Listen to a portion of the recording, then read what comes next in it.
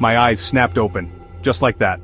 One moment I was asleep and the next I was wide awake. The room was dark, so dark I couldn't even see my own hands. My digital clock glowed on the nightstand. Red numbers burned through the blackness. 3:34 a.m. Why did I wake up? I never wake up at this time. It felt wrong. The air in my room was heavy and still. It felt like the whole world was holding its breath, waiting for something to happen. I strained my ears, listening for the usual night sounds. The hum of the fridge, my dad's soft snores from down the hall.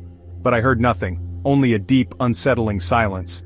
Then a noise, a soft thud from downstairs. It was faint, but in the dead quiet of the house it sounded like a drumbeat. My heart started to pound against my ribs. Thump, thump, thump. Was it just the house settling? No, this was different. It was a sound that didn't belong. Another noise followed, a scraping sound, like something heavy being dragged across the wooden floor. I sat up in bed, pulling my blanket up to my chin. My mouth went dry. Every scary movie I had ever seen flashed through my mind. I told myself it was nothing, I was just being silly. But my body didn't listen. It was frozen in place. I forced myself to take a slow, shaky breath. I had to be brave. Maybe Mom was getting a glass of water. Maybe the cat knocked something over, but we didn't have a cat. My mind was racing, trying to find a normal explanation, but the fear was a cold hand gripping my stomach. It squeezed tighter with every second of silence that followed the strange noises. I swung my legs out of bed. The floorboards were cold beneath my feet. I decided I had to check. I had to know what was going on. I tiptoed to my bedroom door, my hand shaking as I reached for the doorknob. The hallway was even darker than my room, a long, black tunnel. Moonlight tried to creep through the window at the far end, but it only made the shadows look longer and spookier. I could feel goosebumps prickle my arms. Every step I took felt loud, like I was announcing my presence to whatever was hiding in the dark. I listened again. Silence.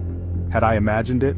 Maybe it was all just a dream. I almost turned back to the safety of my bed, but then I heard it again, a low whisper.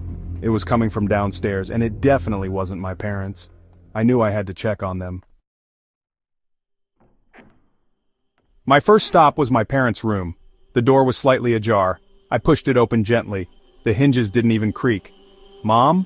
Dad?" I whispered into the darkness. No answer. I stepped inside, my eyes slowly adjusting to the gloom. I could see the big bed in the middle of the room. The covers were thrown back, messy and empty. They weren't there. My heart did a little flip. Where could they be? Maybe they heard the noise too and went to check. My little sister Lily, her room was next. I hurried over, my bare feet making soft padding sounds on the carpeted hallway. I pushed open Lily's door. Her room was filled with the soft glow of her unicorn nightlight, but the bed was empty. Her favorite teddy bear was on the floor as if it had been dropped in a hurry. "Lily?" I called out, a little louder this time. The silence that answered me was terrifying. The house felt huge and empty now. Where was everyone? My family wouldn't just disappear. Panic started to bubble up inside my chest, hot and sharp. I backed out of her room, looking up and down the hallway. It was just me. I was all alone upstairs. The noises from downstairs seemed to stop, waiting for me. My mind was a whirlwind of terrible thoughts. What if something bad had happened to them? I had to find them. I had to make sure they were okay. I crept toward the top of the stairs, peering down into the deep well of darkness below. The whispers started again. Two distinct voices, low and urgent. They were definitely not my family. I knew I should hide. I should call the police. But my feet wouldn't move. I was glued to the spot, torn between the need to run and the desperate need to know what was happening in my own home. I felt so small and helpless. Every shadow seemed to twist and move. I imagined monsters lurking in every corner. My breathing was loud in my ears. I finally took a step down, then another. The old wooden stairs groaned under my weight and I froze, my heart leaping into my throat. The whispering below stopped instantly. Did they hear me? I waited, not daring to breathe. After what felt like an eternity, the voices started again, a little quieter this time. I continued down, one slow, careful step at a time. The living room was just around the corner. I had to see. I had to know who was there. I peeked around the corner of the staircase. My eyes widened in horror. Two figures, dressed all in black, were in our living room. They were big, much bigger than my dad. One of them was unplugging the big screen TV. The other one was stuffing things into a large black bag. They were robbing us. I couldn't believe it. This wasn't real. This kind of thing only happens in movies. I felt a scream build in my throat, but I choked it down. I couldn't make a sound. If they saw me, what would they do? I was trapped. I had to get away. I backed away slowly, my legs feeling like jelly. I turned and ran up the stairs, not caring how much noise I made. I just had to get to my room. I had to lock the door.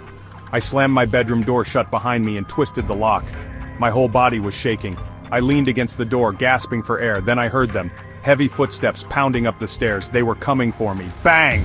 The sound crashed against my door. Bang! Bang! Open the door! A rough voice growled. I screamed, scrambling away from the door and hiding under my bed.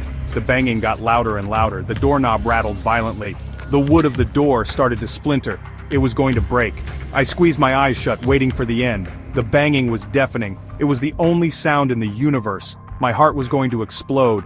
And then, I woke up. My eyes snapped open. I was in my bed. The room was dark. My heart was still pounding. I looked at my clock. The red numbers glowed back at me. 3:34 a.m. It was all just a dream. A horrible, terrible dream. Relief washed over me, so powerful, it made me weak. But then I heard it. A soft thud from downstairs. No, it couldn't be. I sat up in bed, my blood turning to ice. I was still in the dream. It wasn't over. The scraping sound followed, just like before. I was trapped. I was living the nightmare all over again. I didn't check the rooms this time. I knew they would be empty. I went straight to the stairs and looked down. The two men were there. Everything was exactly the same. They looked up and saw me. This time they saw me. They started running toward the stairs. I screamed, and then I woke up. This time when my eyes opened, sunlight was streaming through my window. The birds were chirping outside. It was morning.